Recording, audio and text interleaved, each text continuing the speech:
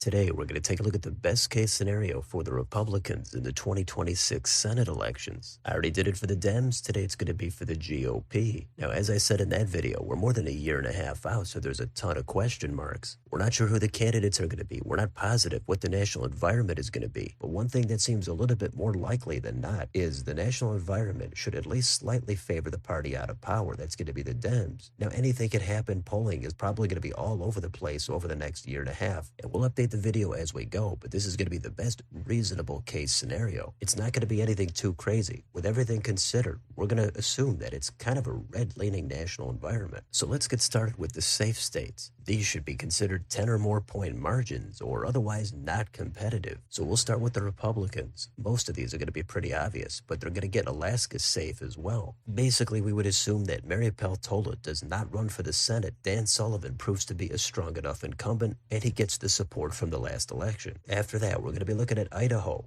Montana, Steve Daines, he's going to get it over 10 points. Wyoming, South Dakota, Nebraska. It's going to be Pete Ricketts against either a weak Democrat or he could run against Dan Osborne and still win by 10 points. Then Kansas, Oklahoma, Texas. We're going to assume that's going to be John Cornyn, and he's going to win it more comfortably than if it were Ken Paxton. And we've got Arkansas, Louisiana, Mississippi, Alabama, Tennessee, Kentucky, West Virginia, South Carolina, and it's going to be the special election in Florida. But we've also got two more on here. It's going to be Iowa and the special election in Ohio. In both of those, all that would need to happen there is the Republican support there is similar to what it was in the presidential election. That's going to get those into safe red territory. The rest of these pretty much self-explanatory. It's either going to be weak or no-name Democrats against reasonably strong Republicans. Most of these states, the Dems don't have much of a bench, so it's pretty easy for the Republicans to hit double digits. Now we're going to do the safe states for the Democrats. We'll start on the West Coast. First, we've got Oregon. If Jeff Merkley decides to retire, the margin could get a little closer here, but this is still Oregon. It's blue enough to where I think it's unreasonable that the Republicans would get it down to single digits, even in this scenario. Then we're going to hop over to Illinois. Here it might be incumbent Democrat Dick Durbin, or he could retire. Either way, with the expected national environment, I would still think this should be 10 points and go safe for the Dems. Then on the East Coast, it's going to be Delaware, New Jersey, Rhode Island, and Massachusetts. I don't think there's much to be said there. In a state like New Jersey, even though the Republicans have made some gains here in the registration data, I think Cory Booker is still likely to win by 10 points, even if he has a bad night and the Republicans have a good candidate. Now let's take a look at the likely states. These should be between 5 and 10 point margins, or have an outside chance of being competitive. First, let's get Colorado out of the way. This looks like it's going to be John Hickenlooper, and it's high single digits, borderline likely safe. But I guess if the Republicans do have a good night here, they field a good candidate, it could get down to about 9.5 points. So that's why it's going to go likely. The South, we've got New Mexico. This is another state where if Republicans have a solid night, it could dip down under 10 points. Now let's do the likely states for the Republicans. We've got one of them. It's in the northeast corner. It's Maine. Now this is the Susan Collins seat. It's unclear who she's going to run against. It could be Jared Golden. It could be somebody else. So in this red wave type of scenario, we're going to assume that it's not Jared Golden because he'd be the stronger candidate. Now I think Collins could still take down Golden, but the state does lean blue on a federal level, so it's going to be an uphill climb for Collins. Her approval ratings have not been great, but she did easily outperform the polling back in 2020 when it looked like she might go down. So in this, we're going to say she gets solid crossover appeal yet again, and she's going to win it by a likely margin. Now let's go through the rest of these states one at a time. Lean margins are under 5 points, but more than one. Tilt margins are 1% or less, and those would obviously be extremely competitive. So let's go West Coast East. Let's start with Minnesota. Now, this is an open seat. Dems already have the Lieutenant Governor, Peggy Flanagan, in the race. I think it's entirely possible Angie Craig gets in as well. Then given that this state also leans blue, it's going to be tough here for the Republicans to flip this. If the Dems had nominated Ilhan Omar, then I think they could flip it in this scenario. It looks like they might be running Royce White again. I don't think he's the strongest candidate, so there's a lot of time left, but in this, we're going to assume that things go right for the Republicans. They're still not going to flip it, but they're going to get close, and it's going to go to the Dems by a tilt margin. Next, let's hop over to Michigan. Here's another open seat. A lot of unknowns on who the nominees are going to be. Still got a lot of time for candidates to enter the race, but it does look like Republican Mike Rogers is running yet again. He just ran back in 24. He got extremely close to winning that race, which was kind of surprising. Now, the national environment might be a little tougher for Rogers this time, but in this scenario, in this purple state, his support is going to go up. He is going to flip the seat, and he's going to win it by about 2 or 3 points. So it's going to go leans for the Republicans, and that's going to be a pickup. Now let's go up to New Hampshire. Here we've got another open seat, and so far we're looking at Chris Pappas for the Dems. Republicans were hoping to get Chris Sununu, but he declined to run. He could change his mind, and that would change this rating. But now they might be looking at Scott Brown making another run at it. This is another state that federally does tend to benefit the Democrats. This is going to be a redder scenario, but I still think it would be just too much of an uphill climb for Brown to flip that seat against Pappas. You could say Pappas runs a bad campaign, Brown runs a great one, and the national environment totally favors the GOP. You could say that, but I think it's all just a little bit too unreasonable right now. So this rating is going to be a tilt for the Dems. Now we're going to go down to Virginia.